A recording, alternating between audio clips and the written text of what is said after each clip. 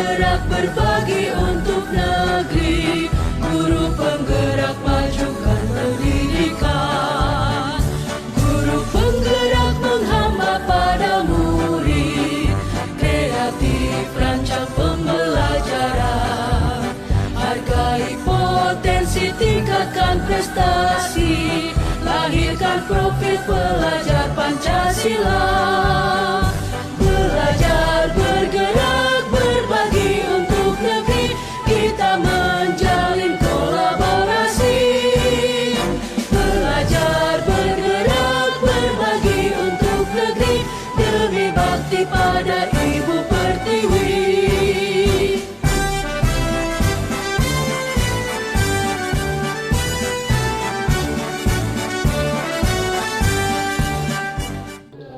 Bismillahirrahmanirrahim. Assalamualaikum warahmatullahi wabarakatuh. Waalaikumsalam warahmatullahi wabarakatuh. Bagaimana kabarnya Bapak Ibu? Alhamdulillah.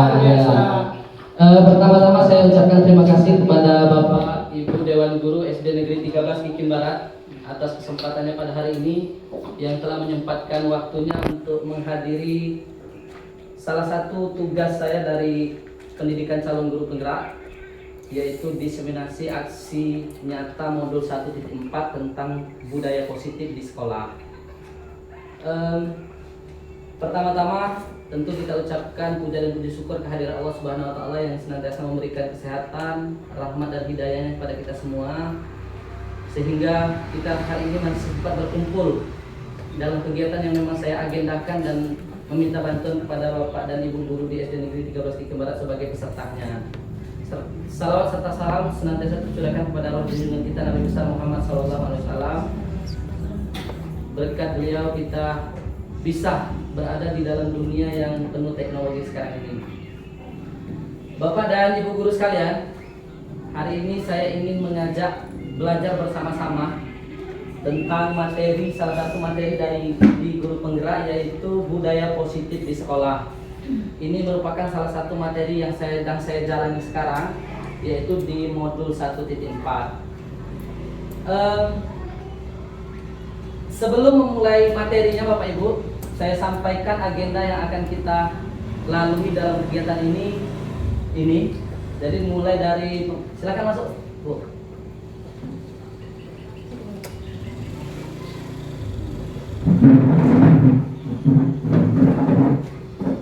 Ya, jadi saya ulangi. Jadi agenda kita Bapak Ibu adalah yang pertama pembukaan, kemudian ada ice breaking, membuat kesepakatan kelas, penyampaian tujuan pembelajaran, pemahaman inti, eksplorasi konsep, refleksi dan penutup. Mari bersama-sama kita membuka kegiatan diseminasi ini dengan sama-sama melafazkan Bismillahirrahmanirrahim. Bismillahirrahmanirrahim. Ya. Kemudian agar kita di tengah hari ini lebih semangat lagi dalam belajarnya Bapak Ibu, boleh kita sama-sama melakukan ice breaking dengan mengikuti gerakan yang ada di video yang akan saya tampilkan ini nanti. Boleh dua orang membantu saya di depan. Ya. Boleh Pak Takin sama Ibu Penny yang pas. Ya, Ibu Penny dengan Pak Takin. Ya, Ibu Penny sama Pak Takin, boleh Pak? Enggak apa-apa Pak.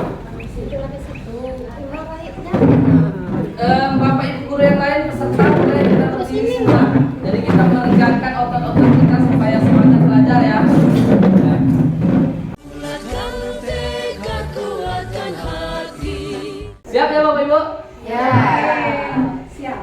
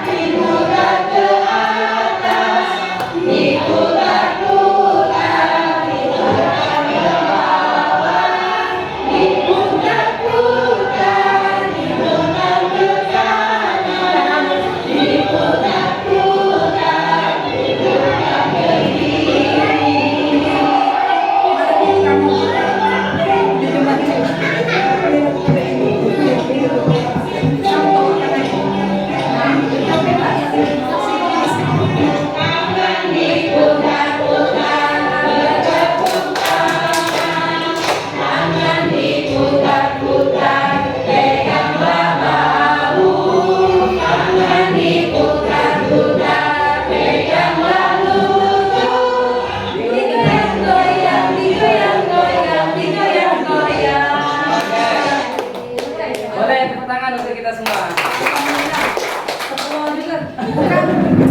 Baik Bapak Ibu, terima kasih. Dengan kita melakukan ice breaking tadi, mudah-mudahan otot kita sudah meregang semua, sudah siap untuk belajar bersama pada siang hari ini ya Bapak Ibu.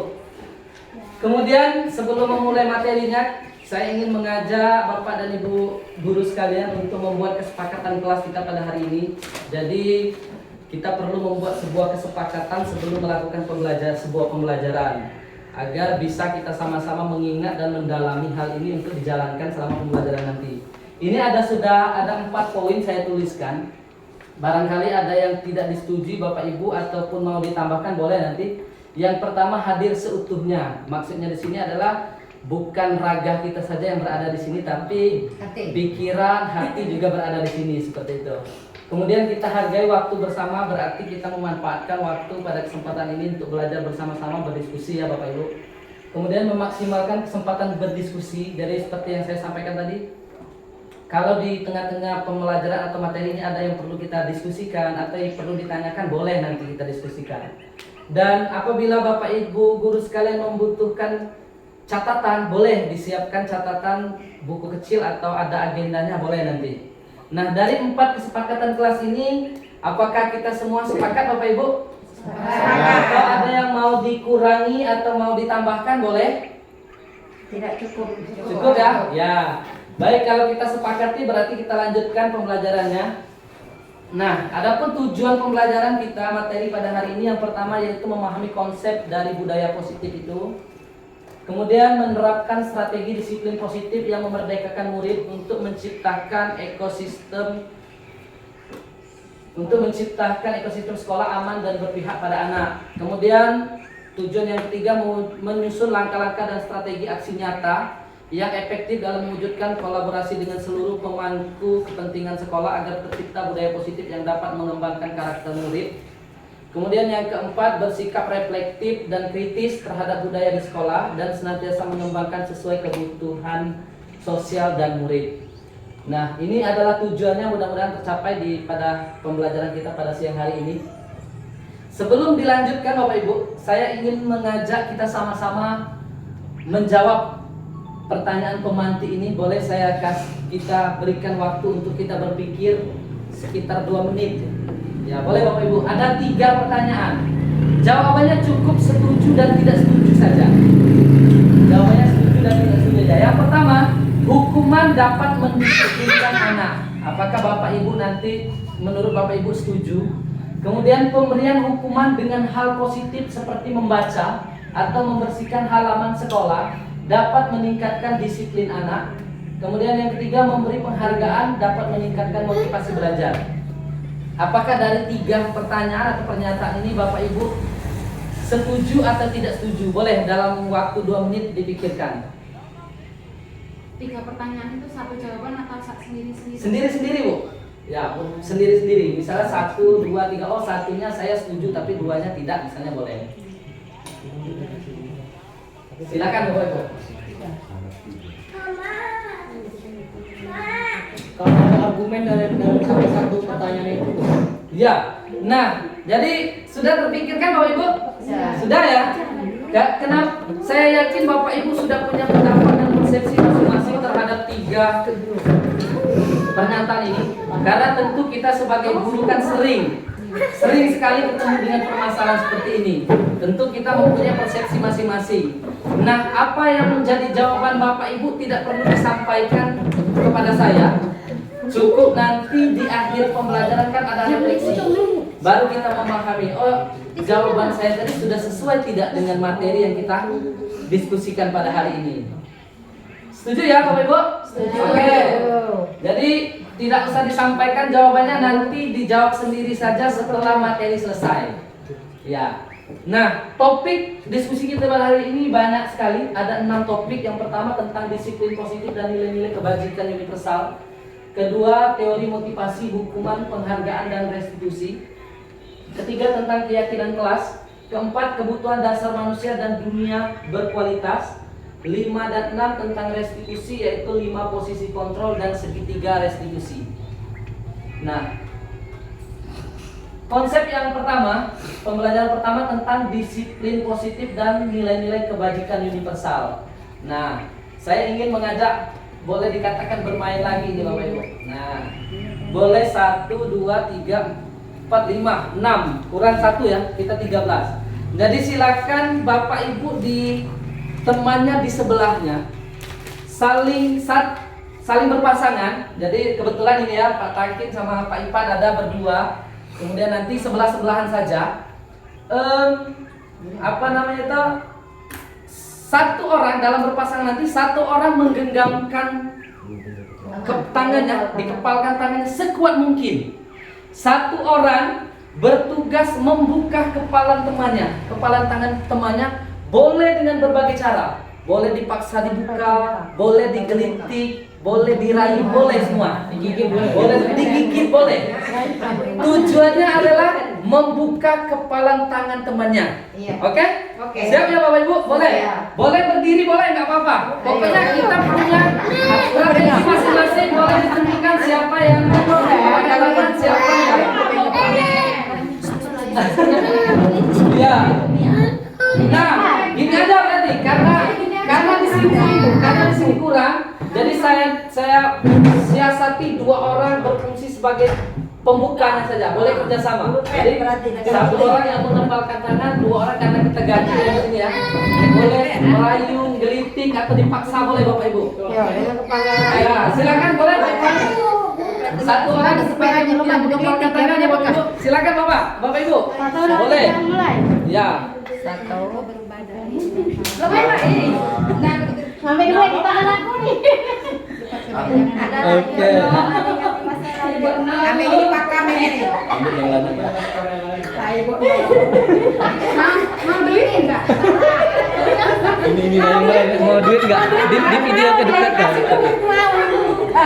Kalau mau duit Bukan cincin. penjamin nih berhasil ini. Belum berhasil ini. Ini belum berhasil. Kamu ayun jo ini dulu. Ya baik, sudah selesai Bapak Ibu, cukup? Ya, oke, silakan. Ya, silakan duduk kembali. Nah, jadi dari apa yang sudah kita lakukan tadi Bapak Ibu, ada suatu pertanyaan mendasar yang perlu kita pahami sebagai awal dari pembelajaran kita pada hari ini. Dibuka pintunya. Ketika kita berpasangan tadi, apa yang terjadi dalam permainan ini tadi? Apakah temannya yang mengepalkan tangan berhasil kita buka? Maka jawabannya ada yang iya, ada yang tidak ya. Iya. Ada yang iya dan ada yang tidak. Nah, ini boleh membujuk, mengancam, menghardik dan lain-lain. Nah, apa yang kita dapatkan Bapak Ibu? Jadi ada salah satu tentang paradigma teori kontrol. Jadi dulu paradigma pembelajaran pendidikan mungkin Bapak Ibu pernah mendengar teori kontrol itu bagaimana kita bisa mengontrol semua yang ada di kelas, termasuk anak murid kita kan. Murid-murid kita sebagai guru bisa kita kontrol. Nah, apa yang kita mainkan tadi, apa yang kita perankan tadi sebenarnya membawa kita memahami konsep baru. Bahwa teori kontrol itu tidak sepenuhnya bisa kita lakukan dalam pembelajaran. Kenapa? Bapak Ibu tahu tidak? Kenapa kepalan tangan temannya tadi bisa terbuka? Sebenarnya alasan utama kenapa kepalan tangan itu terbuka Bapak Ibu? Boleh siapa yang berani menyampaikan pendapat? Bebas Bapak Ibu, tidak ada salah benarnya, nanti kita diskusikan sama-sama. Kenapa kepalan tangannya? Oh misalnya karena saya dirayu boleh, atau kita tanya teman yang mengepalkan tangannya. Nah ini Ibu Mia lah dia. Tangannya lebih kuat dari yang mengepalkan tangan. Karena tangannya lebih kuat dari yang mengepalkan tangan. Boleh. Apa lagi? Ada ini Ibu Mia dan Ibu Rida, siapa yang mengepalkan tangan? Ini tidak terbuka pelitnya. Nah, Jangan belum terbuka ini. tidak terbuka berarti bukan. Tidak terbuka deh. Iya, Bisa berarti menyimpan Ibu Nopsia mampu mempertahankan kepalan tangan dan Ibu Rida juga tidak mampu untuk membukanya. Nah, cukup Bapak Ibu. Jadi apa dari jawaban Bapak Ibu tadi sebenarnya jawaban yang sebenarnya mengapa kepalan itu bisa dibuka itu tentang kemauan dan motivasi diri dari orang yang mengepalkan tangan. Iya kan? kalau orang yang mengepalkan tangannya tidak mau membuka, sebetulnya dipaksa sebagaimanapun ya tetap sulit, meskipun bisa akan sulit, akan mengalami kendala. Nah, inilah tentang teori kontrol kita terhadap anak-anak.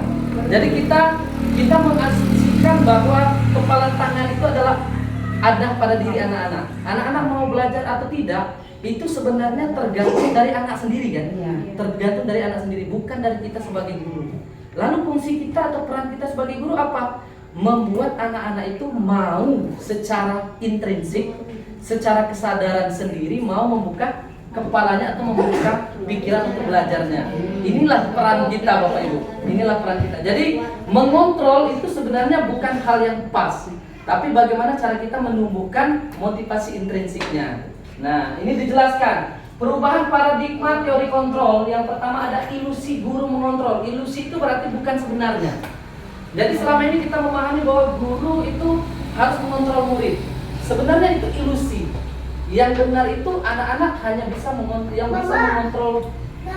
yang bisa mengontrol anak-anak itu hanya dirinya sendiri.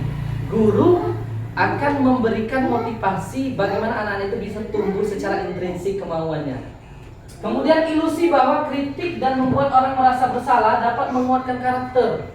Kita marahi, kita hardi anak-anak, kita sampaikan beberapa kata-kata sehingga dia merasa bersalah. Itu juga sebenarnya ilusi. Kemudian ilusi bahwa semua penguatan positif, efektif dan bermanfaat. Nah, ini nanti kita akan diskusikan di materi yang lebih lanjutnya. Ilusi bahwa orang dewasa memiliki hak untuk memaksa. Kalau kita telah besar, apalagi di rumah ya, dengan anak-anak kita di rumah gitu kan, kita biasanya memaksa seperti itu. Nah, ini sebetulnya dalam perubahan paradigma teori kontrol itu adalah sebuah ilusi, bukan hal yang seharusnya kita lakukan seperti itu. Nah, menurut Stephen, teori kontrol itu bila kita ingin membuat kemajuan perlahan, sedikit-sedikit, ubahlah sikap atau perilaku Anda. Namun bila kita ingin memperbaiki cara-cara utama, maka kita perlu mengubah kerangka acuan. Ubahlah bagaimana Anda melihat dunia, bagaimana Anda berpikir tentang manusia. Ubahlah paradigma Anda, skema pemahaman dan penjelasan aspek-aspek tertentu tentang realitas. Jadi ini adalah teori kontrol yang disampaikan oleh Stephen itu. Nah, ini Bapak Ibu. Jadi perubahan paradigma stimulus respon ke teori kontrol. Nah, selama ini kita tahunya kan tentang stimulus respon yang ada di kiri nih. Stimulus respon. Padahal ini ada teori, juga ada teori kontrol. Bagaimana, siapa sesungguhnya yang memiliki kontrol? Ini jawabannya. Kita mencoba mengubah orang agar berpandangan sama dengan kita. Nah, kita selama ini kan seperti itu. Jadi kita memberikan stimulus saja seperti itu. Di dalam teori kontrol, kita berusaha memahami pandangan orang lain tentang dunia. Jadi kita itu hanya memahami saja apa sih maunya, kira-kira seperti itu ya. Kemudian perilaku buruk dilihat sebagai suatu kesalahan. Dalam teori kontrol yang benar itu adalah semua perilaku itu memiliki tujuan. Semua perilaku yang dilakukan, kalau kita guru, semua perilaku yang dilakukan anak-anak itu memiliki tujuan. Orang lain bisa mengontrol saya dalam teori stimulus respon. Dalam teori kontrol, hanya Anda yang bisa mengontrol diri Anda. Seperti yang kita sampaikan dalam kepalan tangan ini tadi. Hanya orang yang mengepalkan tangan sebenarnya yang bisa membuka kepalan tangannya sendiri. Pemaksaan adalah ada pada saat bujukan gagal. Jadi kalau selama ini kan, kalau kita bujuk-bujuk anak-anak tidak galak, ya kita paksa. Kolaborasi menciptakan pilihan-pilihan baru, berarti kita ajak bekerja sama anak-anaknya. Model berpikir menang atau kalah. Kalau nggak menang ya kalah, seperti itu. Yang benar, model berpikir menang-menang. Apapun yang dilakukan kedua pihak, baik guru ataupun anak, memiliki keuntungan sama-sama. Ya. Nah, ini skema tentang disiplin positif, teori kontrol yang sudah disampaikan tadi. Jadi seperti ini kira-kira posisi dari kita, bagaimana kita seharusnya mengontrol dalam sebuah pembelajaran itu. Kita lewati saja Bapak Ibu. Nah, apakah makna disiplin? Jadi yang kita sampaikan tadi ada kaitannya dengan disiplin anak-anak ya. Disiplin itu berasal dari bahasa Latin yang artinya belajar, disiplina yang artinya belajar. Makna asal dari kata ini berkonotasi dengan disiplin diri dari murid-murid Sokrates dan Plato. Ini filsuf. Disiplin diri membuat orang menggali potensinya menuju sebuah tujuan apa yang dihargai. Namun dalam budaya kita, makna kata disiplin telah berubah menjadi sesuatu yang dilakukan seseorang pada orang lain untuk mendapatkan kepatuhan. Nah ini kan kesalahan kita, kekurang tepatan kita melakukan apa ya, aksinya seperti itu. Sebenarnya maksud dari disiplin itu seperti ini, tapi kita melakukannya tidak sesuai sebetulnya. Gitu. Kita lanjut.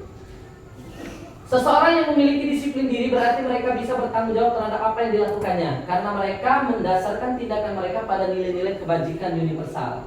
Nah, ini nilai-nilai kebajikan universal. Jadi nilai-nilai kebajikan universal ini banyak sekali Bapak Ibu. Kalau Bapak Ibu sekarang ini kan kurikulum merdeka. Nah, salah satu kurikulum merdeka itu ada nilai-nilai universalnya, yaitu ada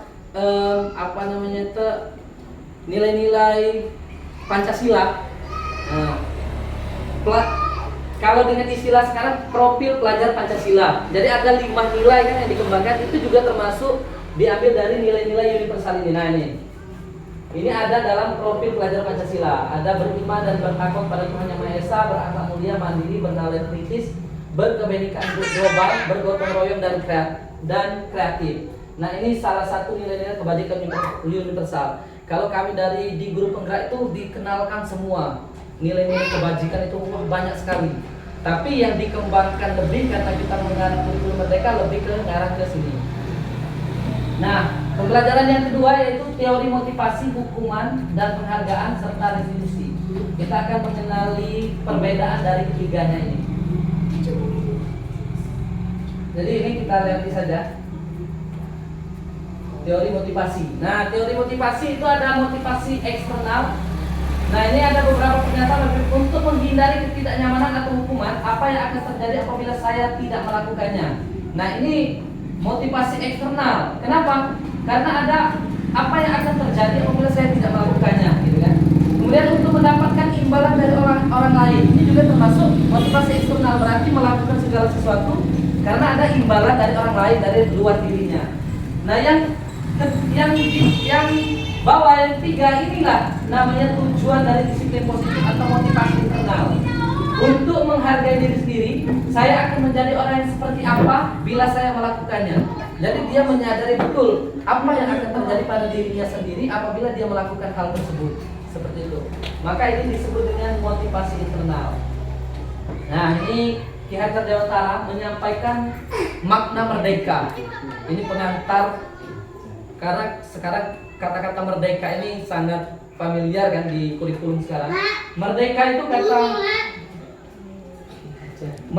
kata Ki Hajar Dewantara artinya tidak hanya terlepas dari perintah, akan tetapi juga cakap buat memerintah diri sendiri. Berarti kita harus memberikan motivasi kepada anak-anak bagaimana dia bisa menumbuhkan dalam dirinya agar bisa memotivasi dirinya sendiri seperti itu, atau tumbuh di motivasi intrinsik tadi. Nah, ini Bapak Ibu ada sebuah kasus tentang hukuman dan penghargaan. Ya, saya bacakan saja. Zainab kurang menguasai pelajaran matematika, sehingga pada saat pelajaran tersebut berlangsung, dia lebih banyak terdiam diri atau menggambar di buku pelajarannya. Pada saat guru matematikanya, Bapak Joko, menanyakan pertanyaan, Zainab menjadi gugup dan tidak sengaja menjatuhkan tasnya dari kursi, serta tiba-tiba menjadi gagap pada saat berupaya menjawab. Seluruh kelas pun tertawa melihat perilaku Zainab, maksudnya yang bicara tergagap dan terkejut tersebut. Bapak Joko pada saat itu membiarkan teman-teman Zainab menertawakan Zainab yang tergagap dan malu luar biasa. Dan malahan Bapak Joko meminta Zainab untuk maju ke depan dan berdiri di depan kelas sambil menunjuk hidungnya karena tidak bisa menjawab pertanyaan Bapak Joko. Kelas makin gaduh dan anak-anak pun tertawa melihat Zainab di depan kelas memegang ujung hidungnya. Di waktu yang sama, Bapak Joko memuji Khadijah yang selalu mendapatkan nilai tertinggi di mata pelajaran matematika. Bahkan Bapak Joko kerap memberikan hadiah kepada Khadijah karena prestasinya. Nah, dari ilustrasi tersebut ada pertanyaan Bapak Ibu. Apakah Bapak Ibu setuju dengan tindakan Bapak Joko? Boleh ada yang berani menyampaikan? Ada Bapak Ibu? Boleh disampaikan beserta alasannya seperti itu? Boleh? Ya, Ibu Penny, gimana Bu? Pertanyaan pertama Bu. Tidak setuju dengan tindakan Pak Joko. Iya. Yang ikut mempermalukan Zainab itu di depan kelas. Seharusnya Pak Joko itu istilahnya memberikan penjelasan bahwa dalam pelajaran itu jangan, kalaupun tidak bisa harus bertanya, jangan asik dengan dirinya sendiri supaya dia tidak terjadi kegugupan tadi. Oke, baik. Terima kasih kepada Ibu Penny atas jawabannya. Jadi kata Ibu Penny tidak setuju karena akan mempermalukan Zainab itu sendiri kan jika dimarahi seperti yang dilakukan oleh Bapak Joko itu tadi. Nah, kita lanjut aja. Dihukum oleh penghargaan. Jadi ada istilah dihukum oleh penghargaan seperti yang dilakukan kepada Khadijah tadi kan. Nah, jadi sebenarnya penghargaan itu ada positif negatifnya seperti itu. Kita sering melakukannya, tapi sebetulnya itu bukan itu dari tujuan disiplin positif itu. Tujuan disiplin positif adalah menumbuhkan motivasi intrinsik. Jadi kita boleh memberikan penghargaan positif boleh seperti itu. Tapi jangan memberikan kesan kepada anak-anak bahwa dia melakukan itu hanya untuk mendapat penghargaan itu tadi, bukan. Tapi tetap dengan ranah pertama yaitu bagaimana kita menumbuhkan motivasi intrinsik kepada anak itu. Nah, ini Bapak Ibu. Jadi saya sampaikan dulu ada istilahnya konsekuensi, ada istilahnya hukuman ya. Nah, kalau hukuman itu berarti diberikan seperti yang dilakukan oleh Pak Joko tadi kan. Nah, ada yang istilahnya konsekuensi Bapak Ibu. Konsekuensi itu adalah bedanya dengan hukuman. Kalau konsekuensi kita sudah disepakati sebelumnya dengan anak-anak. Kita sepakati terlebih dahulu. Kalau anak-anak tidak bisa, konsekuensinya apa? Boleh seperti itu. Tapi dengan catatan harus sama-sama setuju gitu kan. Sama halnya dengan saya tadi. Ada keyakinan kelas dimulai pembelajarannya. Jadi ada istilahnya persetujuan bersama. Nah, ini ada beberapa tindakan yang dilakukan guru. Kita menentukan apakah itu hukuman atau konsekuensi. Mencatat 100 kali di dalam buku kalimat saya tidak akan terlambat lagi karena terlambat ke sekolah. Nah, ini termasuk hukuman. Jadi bedanya Bapak Ibu, kalau hukuman itu akan memberikan efek yang jangka panjang kepada anak-anaknya. Jadi anak-anak itu akan merasa malu, merasa bersalah, merasa takut dalam jangka waktu yang lama. Tapi kalau konsekuensi dia akan menyadari tentang kesalahannya, ya, sehingga ada motivasi intrinsik untuk berubah atau mencapai tujuan bersama tadi. Nah, lari mengelilingi lapangan basket 2 kali karena terlambat hadir. Nah, ini juga termasuk hukuman. Nah, yang ini murid diminta untuk push up 15 kali karena tidak menggunakan masker ke sekolah. Tentu ini juga termasuk hukuman ya Bapak Ibu. Nah, menggantikan kertas tugas teman yang telah dicoret-coret. Menggantikan kertas teman yang telah dicoret-coret. Ini kira-kira hukuman atau konsekuensi nih? Konsekuensi. Ya, konsekuensi ya. Karena kita sebagai guru pasti mengarahkan kepada anak-anak kalau merusak barang temannya ada kata saling ya harus diganti gitu kan. Berarti tetap harus saling menghargai dan menghormati dalam kelasnya. Kita lanjut. Nah, ini perbedaan hukuman dan konsekuensi. Kalau hukuman sesuatu yang menyakitkan harus terjadi. Tapi kalau konsekuensi sesuatu harus terjadi. Hukuman membuat anak sakit baik fisik ataupun mental untuk jangka waktu yang lama. Kalau konsekuensi membuat anak merasa tidak nyaman dalam jangka waktu yang pendek. Jadi dia merasa bersalah saja sebentar gitu kan. Kemudian anak membenci disiplin. Itulah kalau kadang-kadang kita ketemu anak yang malas sekolah, terus kita hukum, malah dia tambah malas sekolah karena nggak mau dihukum, kan? Tapi kalau konsekuensi anak menghargai disiplin. Kita lanjut saja. Nah, ini materinya sebenarnya saya mau fokusnya ke sini Bapak Ibu. Tentang restitusi. Nah, ada salah satu apa yang harus kita lakukan terhadap murid yaitu ada restitusi. Restitusi adalah proses menciptakan kondisi bagi murid untuk memperbaiki kesalahan mereka sehingga mereka bisa kembali pada kelompok mereka dengan karakter yang lebih kuat. Jadi ini tumbuh motivasi intrinsik tadi melalui restitusi ini tadi. Restitusi juga merupakan proses kolaboratif yang mengajarkan murid untuk mencari solusi untuk masalah mereka dan membantu murid berpikir tentang orang seperti apa yang mereka ingin menjadi atau tujuan hidupnya dan bagaimana mereka harus memperlakukan orang lain. Jadi restitusi ini bahasa gamblangnya kita menyelesaikan permasalahan dengan anak-anak itu dengan bekerja sama, bukan memberikan sebuah hukuman. Umpamanya nih, anak-anak tidak membuat tugas atau tidak menulis ketika dalam kelas. Kita bukan menghukum, menyuruhnya berdiri di depan kelas atau menyuruhnya berkeliling lapangan, tidak. Tetapi bagaimana kita berkolaborasi terhadap dia. Kita gali permasalahannya. Kenapa dia bisa seperti itu?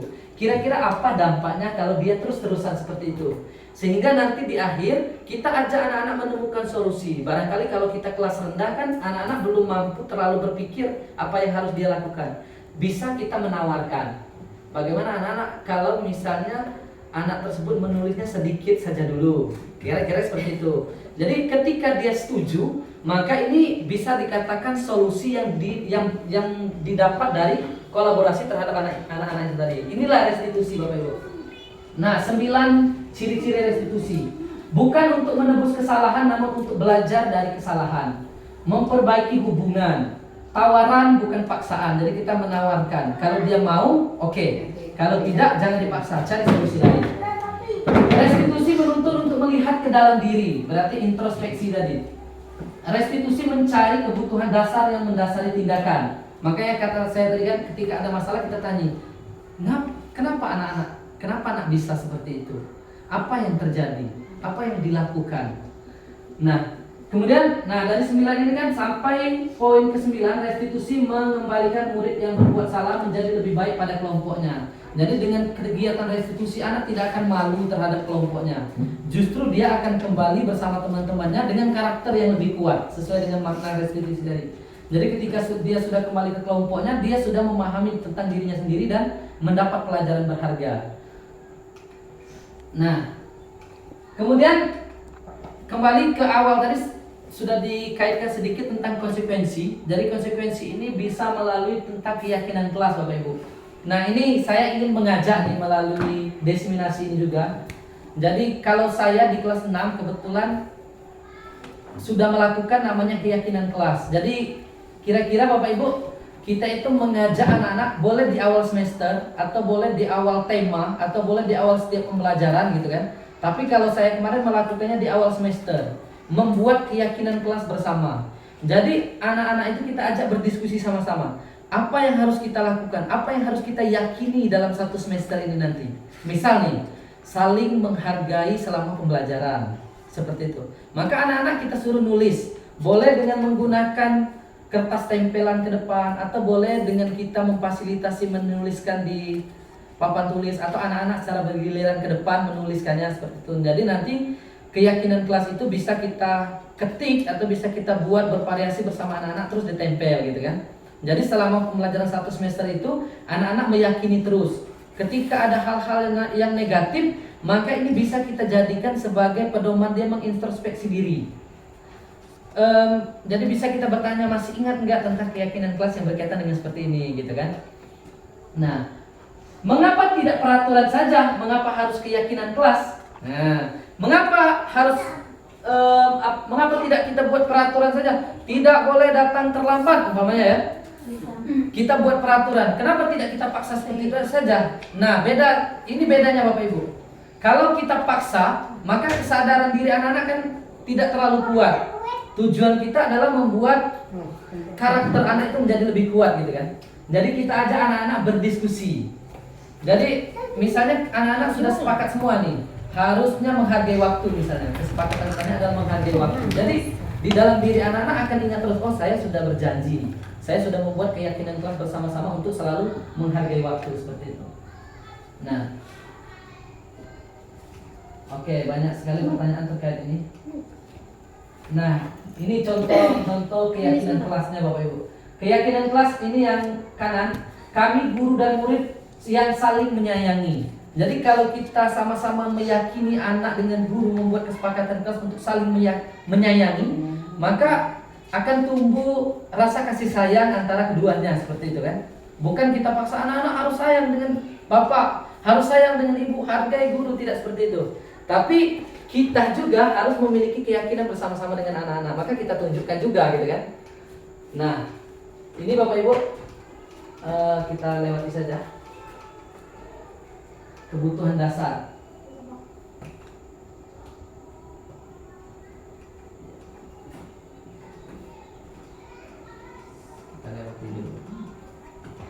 Nah ini segitiga restitusi.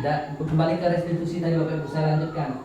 Ada istilahnya segitiga restitusi. Segitiga restitusi ini adalah alur bagaimana kita memecahkan masalah dengan anak-anak. Mungkin barangkali Bapak Ibu pernah melihat saya melakukannya karena kebetulan kemarin demonstrasi kontekstualnya tugasnya itu di guru penggerak lain. Jadi kita mendemonstrasikan atau bermain peran dengan anak-anak dalam melakukan segitiga restitusi. Jadi segitiga restitusi ini adalah sama dengan restitusi tadi, mengajak anak-anak berdiskusi dan berkolaborasi memecahkan sebuah masalah. Ada 3 tahapan Bapak Ibu. Ada tahapan pertama menstabilkan identitas, kemudian validitas kebutuhan, kemudian lagi menanyakan keyakinan. Jadi ada 3 tahap ini yang kita lakukan dalam melakukan sebuah segitiga restitusi. Dalam menstabilkan identitas, setiap orang pasti pernah melakukan kesalahan. Kamu bukan satu-satunya yang pernah melakukan ini. Jadi kita bisa meyakinkan anak-anak pertama-tama dengan melakukan itu. Nah, Bapak yakin ini bukan kamu sengaja. Atau misalnya, nak, Bapak yakin dengan melakukan ini anak-anak jadi senang kan? Nah, ini adalah kegiatan menstabilkan identitas. Kemudian kita menanyakan keyakinan. Tapi, gitu kan? Tapi kan yang anak-anak lakukan itu sudah tidak sesuai dengan keyakinan kelas yang sudah kita buat di awal dulu, gitu kan? Masih ingat nggak anak-anak apa keyakinan kelas yang kita lakukan? Jadi anak-anak akan menyampaikan keyakinan kelas yang pernah dibuatnya bersama-sama guru tadi. Nah, kemudian baru validitas kebutuhan. Bagaimana, apa yang harus dilakukan terhadap masalah anak-anak? Nah, sudah paham kan bahwa ini sebenarnya tidak boleh dilakukan oleh anak tadi, oleh si Takin misalnya gitu kan? Kira-kira apa nih yang akan kita lakukan agar untuk memperbaiki hal ini? Kalau misalnya anak-anak tidak mau menulis, mungkin barangkali saya akan belajar atau semangat untuk menulis Pak, gitu kan? Jadi disinilah letak kita memberikan sebuah solusi bersama-sama tadi. Kalau kelas rendah, kalau 1, 2, 3, kalau kesulitan mereka menyampaikan, kita bisa membimbingnya. Tinggal anak-anak menyetujui yang tidak atau tidak, gitu kan? Nah ini, menstabilkan identitas. Guru bisa bertanya, berbuat salah itu hal yang manusiawi. Bapak yakin anak-anak itu tidak sengaja melakukannya. Bapak yakin anak-anak itu senang kan seperti itu. Nah ini namanya menstabilkan identitas. Banyak pertanyaan yang bisa kita lakukan Bapak Ibu. Validitas kebutuhan. Halo. Masih semangat ya Bapak Ibu? Ya boleh kita tepuk semangat dulu lah. Ya tepuk semangat. Semangat.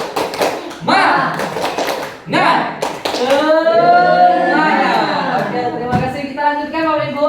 Ada namanya validitas kebutuhannya. Silakan.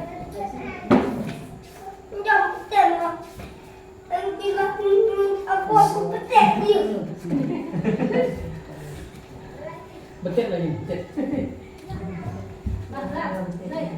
Ya, kita lanjutkan Bapak Ibu.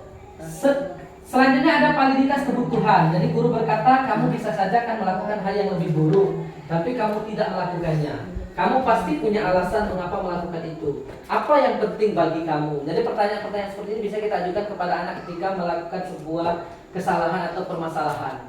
Lalu menanyakan keyakinan. Apa nilai-nilai yang kita percayai? Kelas yang ideal itu seperti apa? Kamu ingin jadi anak yang seperti apa? Nah, ini saya tampilkan video, kebetulan video saya kemarin. Sekarang,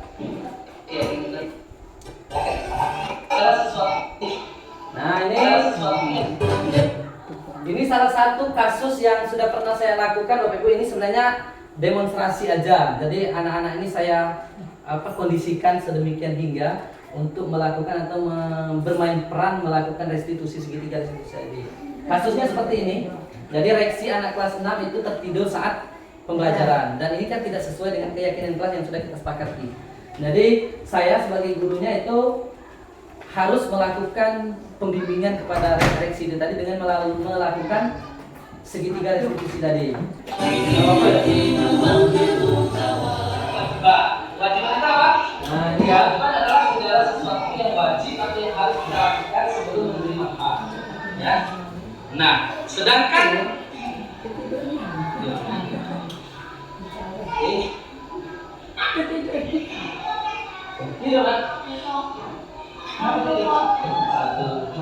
Dan sini satu ya.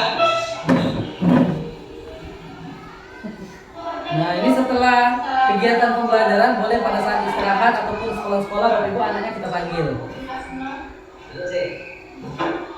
Sehat? Sehat, Pak. Tahu nggak sih nama Bapak panggil? Anak saya itu tadi tidur di kelas.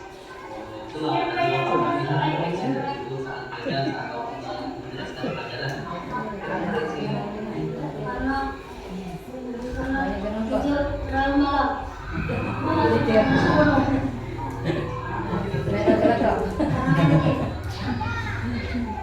Saya yakin memang game itu menyenangkan koreksi yang Bapak Ibu. Nah, ini menstabilkan identitas. Tapi apa yang telah koreksi lakukan tadi tidak sesuai dengan keinginan kita dan mengganggu kenyamanan kita saat belajar. Ya kan? Koreksi tahu nggak kalau apa yang dilakukan koreksi tadi tidak sesuai dengan keinginan kelas yang pernah kita buat? Masih nggak apa sih? Oke, Pak. Datang itu ke waktu tidak boleh tidur dan ketika belajar. Nah, jadi kan salah tertidur itu berarti sudah salah satunya tidak sesuai ya dengan keyakinan kelas yang sudah disebut. Sanggup nggak direksi memperbaikinya untuk kedepannya? Sanggup. Sanggup ya. Apa kira-kira yang telah direksi lakukan? Itulah, Pak. Setelah itu karena mengantuknya kan karena ketiduran tidur terlalu malam berarti mulai sekarang ya tidur terlalu malam kurang main game ya. Itu saat belajar juga harus fokus. Siap? Siap. Silakan. Setelah saya melakukan segitiga diskusi bersama Pak IJ, saya merasa senang dan Ya baik Bapak Ibu, itu adalah salah satu demonstrasi atau bermain peran dengan anak-anak melakukan segitiga revolusi. Jadi kira-kira seperti itu ketika kita ada permasalahan yang harus kita pecahkan bersama anak-anak itu melakukannya seperti itu, bukan memberikan sebuah hukuman dari. Nah, ini refleksi terhadap ini bagian paling akhir dari pembelajaran kita Bapak Ibu, refleksi. Jadi boleh Bapak Ibu dalam waktu 2 menit menuliskan atau ya.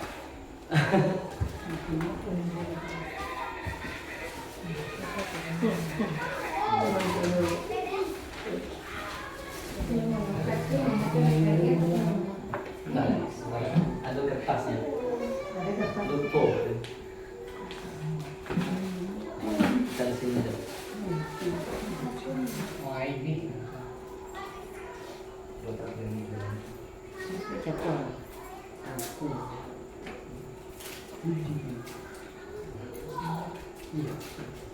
Lagi baik ngomongnya.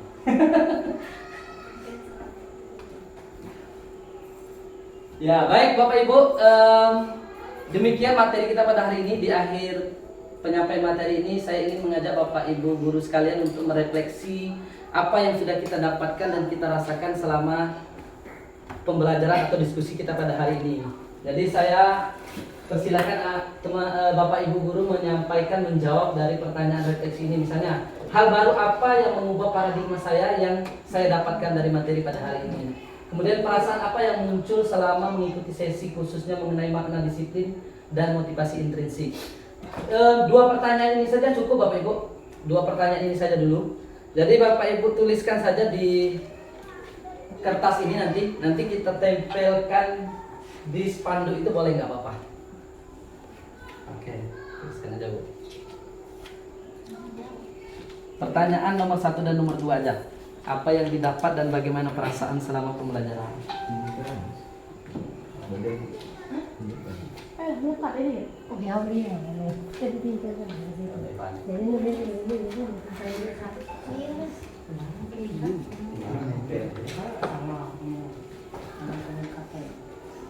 Kata belakang bilang yang kata belakang.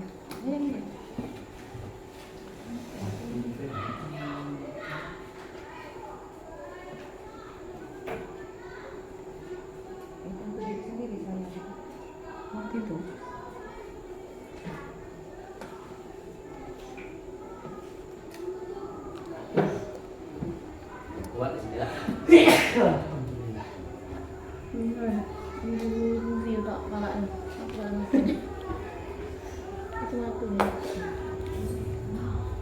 Yang sudah selesai Bapak Ibu Boleh kita tempelkan di sini aja.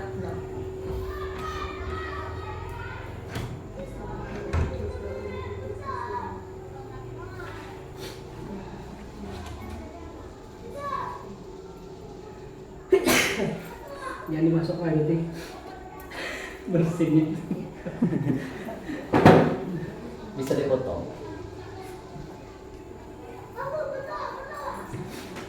Udah? Belum. Isi lagi belum. Baik, tuliskan apa Bayu? Kamu perasa. Nomor Perasaan tuh 1 dengan nomor 2 aja, Bu. Perasaannya nggak tahu sih. Perasaan tuh misalnya senang atau bahagia atau Saya apa merasa ya? senang sekali. Boleh. Yang nomor 2 gimana? Nomor 2 aku. Nomor 2. Kalau nomor 1 itu apa hal baru yang didapatkan? Hal baru yang didapatkan setelah mengikuti sesi ini apa? Nomor 1-nya. Nomor 2-nya bagaimana perasaan setelah mengikuti sesinya? Dari yang saya sampaikan tadi kan, apa yang paling membekas yang baru dipahami? Kira-kira gitu kan? Saya yang nempel apa? Diri. Bareng deh. Persilakan. Persilakan. Kudai. Nah, ya. Ya baik Bapak Ibu, yang sudah selesai boleh ditempel sini. Ada yang sudah selesai? Sudah. Nah, Ibu Penny sini Bu. Boleh Bu? Juara 1. Boleh di sini kita bariskan, nanti kita bacakan. Ya. Oke. Nah, Pak Takin, boleh Pak? Aduh, tempel. Sudah nih.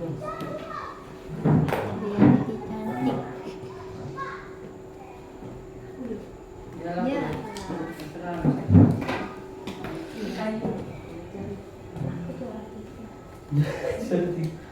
Tidak kuat dasar. Kalau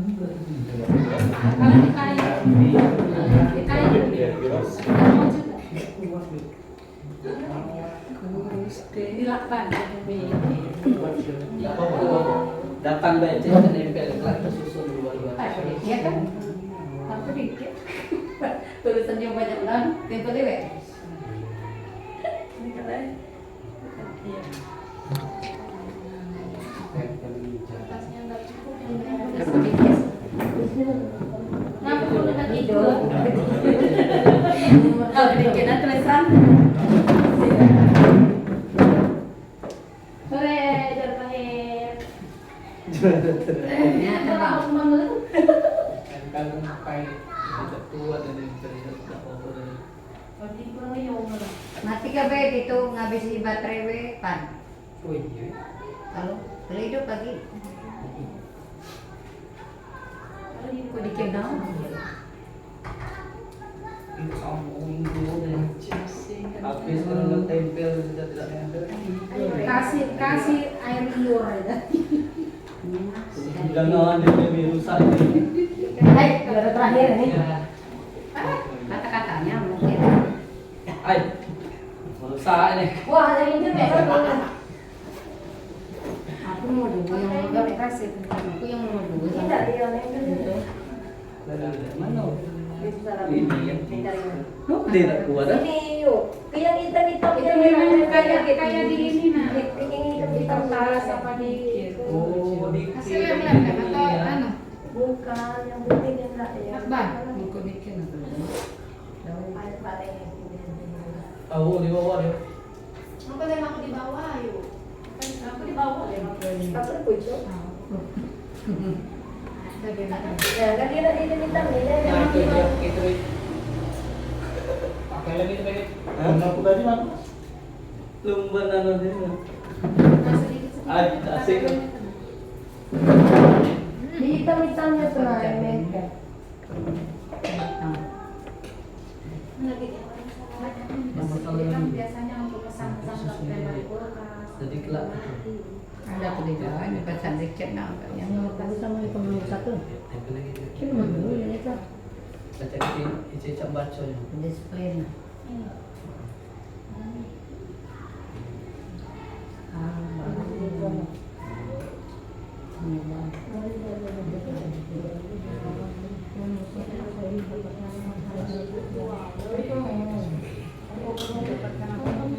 Jadi pengalaman pelajaran kan tadi sampai Ya baik Bapak Ibu, terima kasih atas refleksi yang telah Bapak Ibu sampaikan. Boleh kita baca perwakilan saja ya Bapak Ibu. Boleh yang paling atas dulu. Ya, ini saya sangat setuju karena saya mendapatkan pengalaman belajar katanya. Berarti hal barunya ada pengalaman belajar dari materi yang kita sampaikan tadi, kita diskusikan. Perasaannya saya sangat senang sekali. Nah ini yang merahnya dulu. Pak Ipan dan kalau dari tulisannya. Mengubah perilaku dalam pembelajaran mengenai restitusi, segitiga restitusi kepada anak. Kemudian perasaannya sangat membantu dalam memahami makna disiplin kepada peserta didik atau anak-anak kita. Nah, baik cukup perwakilannya Bapak Ibu. Jadi terima kasih atas waktunya pada hari ini. Mudah-mudahan kita sebagai guru, khususnya di SD Negeri 13 Kikim Barat dan di Indonesia secara umum, dapat terus mengembangkan diri kita untuk mampu melaksanakan pembelajaran yang berpihak kepada murid. Jadi dengan materi ini mudah-mudahan kita memahami bahwa murid di dalam kelas kita itu adalah seseorang yang harus kita tumbuhkan karakternya. Seseorang yang anak-anak itu adalah aktor pendidikan yang bisa kita gunakan atau bisa kita ajak berkolaborasi dalam meningkatkan mutu pendidikan seperti itu. Terima kasih Bapak Ibu atas waktunya. Mari kita akhiri sesi diskusi kita pada siang hari ini dengan sama-sama melapaskan alhamdulillahirabbil alamin. Alhamdulillahirabbil alamin. Foto bareng. Saya akhiri, wassalamualaikum warahmatullahi wabarakatuh. Waalaikumsalam warahmatullahi wabarakatuh. Assalamualaikum warahmatullahi wabarakatuh. Nama saya Penya Astuti, wali kelas 3. Setelah mengikuti diseminasi budaya positif bersama Pak Igit, saya bisa mempraktekkan cara menerapkan segitiga restitusi di kelas 3 nanti. Terima kasih Pak Igit atas ilmu yang dibagikan kepada kami. Wassalamualaikum warahmatullahi wabarakatuh. Assalamualaikum warahmatullahi wabarakatuh. Perkenalkan, nama saya Muhammad Mutakin. Saya wali kelas 5 SD Negeri 13 Kikim Barat. Dengan mengikuti diseminasi budaya positif yang dilakukan oleh Bapak Igit Setiono, saya memahami beberapa hal. Yang pertama, pentingnya membuat kesepakatan atau keyakinan bersama anak-anak.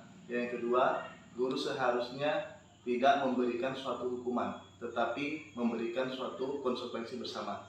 Dan yang ketiga, dalam menyelesaikan sebuah permasalahan, guru dapat melakukan suatu segitiga restitusi. Terima kasih untuk Bapak Igit Setiono yang telah memberikan pemahaman baru kepada kami semua. Saya akhiri, assalamualaikum warahmatullahi wabarakatuh. Demi bakti pada Ibu Pertiwi.